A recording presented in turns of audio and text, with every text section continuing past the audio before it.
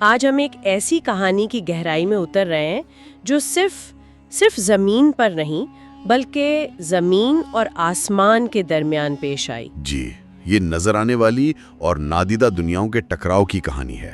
سورۃ الجن کے پیچھے ہمارے پاس اس موضوع پر ایک یوٹیوب ویڈیو کا تفصیلی ٹرانسکرپٹ موجود ہے، اور آج ہمارا مقصد صرف اس کہانی کو دہرانا نہیں بلکہ اس کے معنی کو سمجھنا ہے۔ بالکل۔ مطلب اس وقت مکہ کے حالات کیا تھے، انسانوں کا تکبر انہیں سچ سے کیسے دور کر رہا تھا، اور ٹھیک اسی وقت ایک اور مخلوق یعنی جنات کیوں بے چینی سے حق کی تلاش میں تھے۔ اور یہ کہانی دیکھیں، یہ اس وقت تک پوری طرح سمجھ نہیں آ سکتی جب تک ہم اس دور کے عرب کے سماجی اور معاشی منظرنامے کو نہ سمجھیں۔ اچھا، یہ صرف ایک معجزہ نہیں تھا، یہ ایک ایسے آتش فشاں کے دہانے پر پیش آیا جو پھٹنے ہی والا تھا۔ تو پھر وہیں سے شروع کرتے ہیں۔ ذرا اس دور کا تصور کریں۔ کعبہ جو کبھی توحید کا مرکز تھا، وہ 360 بتوں سے بھرا ہوا ہے، ہر طرف شرک کا اندھیرا۔ لیکن یہ صرف پوجا پاٹ کا معاملہ تو نہیں تھا، ہے نا؟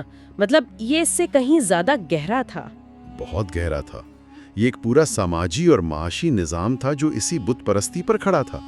لوگ اپنے ہاتھوں سے لکڑی اور پتھر کے بت بناتے اور پھر انہی سے مانگتے تھے۔ جی، انہی کے سامنے جھک کر رزق، اولاد، بارش سب کچھ مانگتے تھے۔ بنانے والا اپنی ہی بنائی ہوئی چیز کا محتاج تھا۔ جی، ایک ذہنی بحران تھا۔ اور اس سب کے اوپر بیٹھے تھے مکہ کے سردار ابو جہل، ابو لہب۔ بالکل، اور ان کے لیے یہ بت صرف عقیدے کا معاملہ نہیں تھے، یہ ان کی طاقت اور دولت کی ضمانت تھے۔ یہ بات مجھے ہمیشہ حیران کرتی ہے، کیا قریش کے یہ سردار واقعی یہ مانتے تھے کہ لکڑی اور پتھر کے بت ان کی قسمت بدل سکتے ہیں، یا یہ سب کچھ صرف ایک سیاسی کھیل تھا؟ بہت اہم سوال ہے۔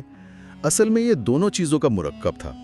ایک طرف تو نسل در نسل عقائد نے ان کے ذہنوں پر پردہ ڈالا ہوا تھا، صحیح، لیکن ساتھ ہی وہ یہ بھی اچھی طرح جانتے تھے کہ ان کا پورا اثر و رسوخ اسی نظام سے جڑا ہے۔ اچھا، کعبہ صرف عبادت گاہ نہیں تھا، وہ مکہ کی معیشت کا انجن تھا۔ سالانہ حج، عرب بھر سے آنے والے قافلے، مختلف قبائل پر ان کی چودراہٹ، یہ سب کچھ کعبہ اور اس کے بتوں کی وجہ سے تھا۔ تو یہ بت ان کی برانڈ امیج تھے؟ بالکل صحیح کہا، یہ ان کی برانڈ امیج تھے۔ اور پھر اسی نظام کے بیچ ایک آواز گونجتی ہے، اقرا، پڑھو۔ اور پھر ایک دعوت، لا الہ الا اللہ۔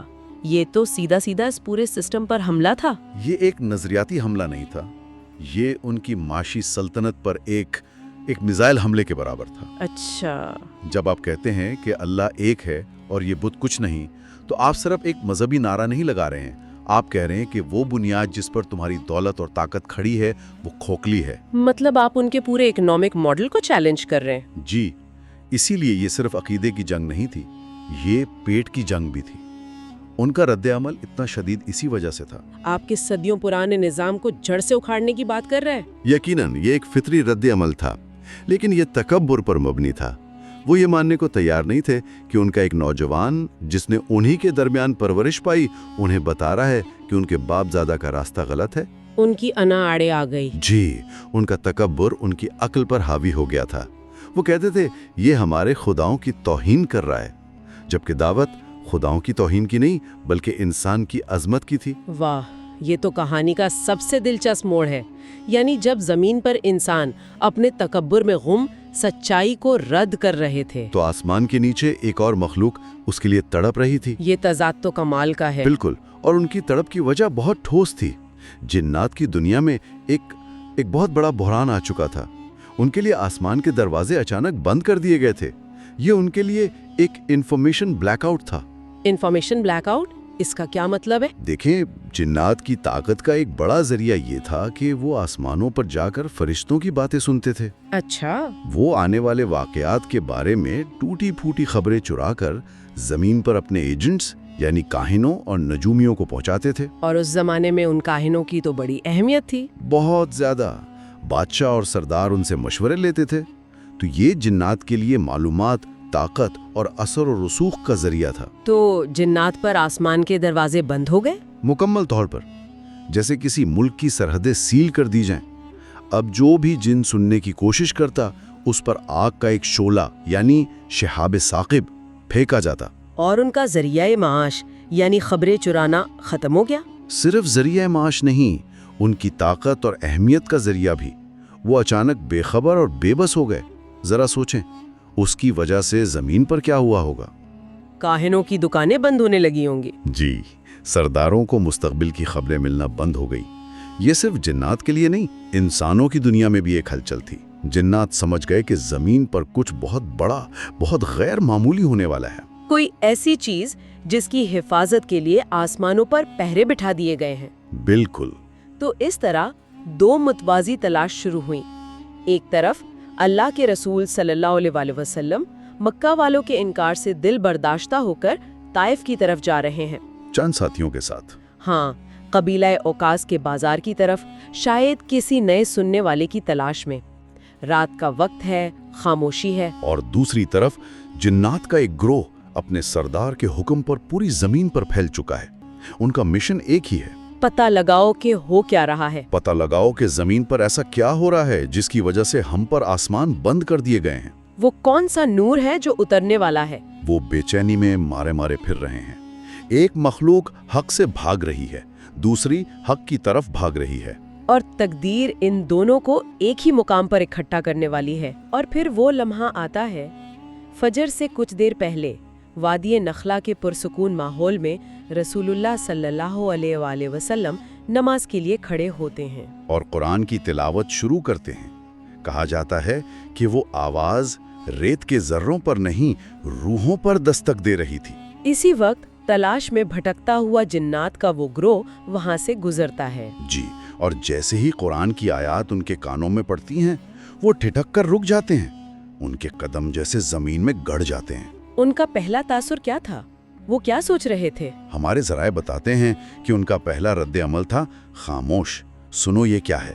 वो एक दूसरे को चुप करा रहे थे। जी, वो हजारों साल से कायनात के राज सुनते आए थे, फरिश्तों की गुफ्तगू के टुकड़े चुराते रहे थे, लेकिन वो बिखरी हुई मालूमात थी। सही। आज पहली बार वो एक मरबूत, मुकम्मल और जामे कलाम सुन रहे थे जो कायनात के खालिक का तारुफ करा रहा था, मकसद हयात बता रहा था और हक को बातिल का फर्क वाजे कर रहा था। ये उनके लिए वो डॉट्स कनेक्ट होने वाला लम्हा था। यानी वो सिर्फ आवाज की खूबसूरती से मुतासिर नहीं हुए थे। नहीं, ये सिर्फ सौती हुस्न नहीं था। इनका रद्द अमल सिर्फ जज्बाती नहीं था, ये फिक्री भी था। वो सोच रहे होंगे, अच्छा तो ये है वो जात जिसकी बातें फरिश्ते करते हैं, ये है वो पैगाम जिसकी हिफाजत के लिए हम पर पहरे लगाए गए हैं। जरिया में उनके एहसासात को बयान किया गया है। ये अल्फाज हमारे अंदर कुछ तोड़ रहे हैं, जैसे सीने में कोई ताला खुल रहा हो। उनका तकब्बुर, वो तकब्बुर जो उनकी फितरत का हिस्सा था, वो इस कलाम के सामने पिघल रहा था। और जब तिलावत खत्म हुई, इस गहरी खामोशी में उन्हें अपने सारे सवालों का जवाब मिल चुका था। जी, उन्हें समझ आ गया कि आसमान क्यों बंद हुए, पहरे क्यों सख्त हुए और आग के शोले क्यों बरसाए जा रहे हैं। क्योंकि जमीन पर वो कलाम नाजिल हो चुका था जिसके सामने आसमानों के तमाम राज हेज थे। उन्हें समझ आ गया कि ये मोहम्मद सल्लल्लाहु अलैहि वसल्लम है, अल्लाह के आखिरी रसूल, और ये कुरान अल्लाह का कलाम है। ये उनके लिए एक इंकशाफ का लम्हा था। और उनका अगला कदम क्या था? उन्होंने कोई कमेटी नहीं बनाई, कोई लंबी मीटिंग नहीं की। उनका फैसला फौरी था। बिल्कुल। एक ने कहा, चलो अपनी कौम के पास वापस चलो, उन्हें बताना है कि हमने क्या सुन लिया है। वो एक लम्हा भी जाया नहीं करना चाहते थे। बिल्कुल नहीं। वो अब सिर्फ खबर जानने वाले नहीं रहे थे, वो खबर पहुंचाने वाले बन चुके थे। वो दाई बन चुके थे। और जब वो अपनी कौम के पास पहुंचे तो उन्होंने क्या कहा? उनके अल्फाज क्या थे? उन्होंने जाकर गवाही दी। उन्होंने कहा, ए हमारी कौम, इन्ना समेना कुरानन अजीबा, हमने एक अजीब कुरान सुना है। अजीब, खूबसूरत या अच्छा नहीं कहा? नहीं, अजीब कहा। ऐसा कलाम जो पहले कभी न सुना हो, जो अकल को दंग कर दे। फिर कहा, यहदी इलर रुश्द, जो सीधे रास्ते की तरफ रहनुमाई करता है। फ़आमन्ना बिही, बस हम उस पर ईमान ले आए हैं। सिर्फ 3 जुमलों में उन्होंने पूरी कहानी बयान कर दी। ये एक बहुत बड़ी तब्दीली है। वो जो कभी तकब्बुर की अलामत समझे जाते थे, आज कुरान के सामने झुक चुके थे। और ये इस बात का सबसे बड़ा सबूत था कि कुरान की दावत सिर्फ इंसानों के लिए नहीं, ये आफाकी है। ये हर उस मखलूक के दिल पर असर करती है जो सच्चाई के लिए अपना दिल खुला रखती है, चाहे वो इंसान हो या जिन। जी, कुरैश के सरदारों ने वही कलाम अपने घर में सुना और इनकार कर दिया। और जिन्नात ने जंगल में सुना और ईमान ले आए। फर्क कानों का नहीं, दिलों के खुले या बंद होने का था। इसके बाद क्या हुआ? क्या वो नबी अकरम सल्लल्लाहु अलैहि वसल्लम से मिले? जी, बाद में अल्लाह ने अपने नबी को वही के जरिए इस वाक़े की खबर दी। फिर जिन्नात का एक वफ्द बाकायदा आप सल्लल्लाहु अलैहि वसल्लम की खिदमत में हाजिर हुआ। अच्छा। उन्होंने अपने ईमान का इकरार किया और अर्ज किया कि हम आप पर ईमान लाए हैं, आप अल्लाह के सच्चे रसूल हैं। और नबी अकरम सल्लल्लाहु अलैहि वसल्लम ने उन्हें एक नई जिम्मेदारी सौंपी? बिल्कुल, आपने उन्हें उनकी अपनी कौम की तरफ पैगंबर बनाकर भेजा। आपने फरमाया, तुम अपनी कौम के पास वापस जाओ और उन्हें अल्लाह के पैगाम की तरफ बुलाओ।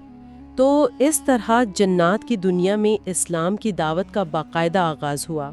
जी, और हमारे पास जो जरिया है उसके मुताबिक आज दुनिया में मौजूद तमाम मुसलमान जिन्नात का सिलसिला ईमान इसी पहले ग्रोह से जा मिलता है जिन्होंने इस रात कुरान सुना था।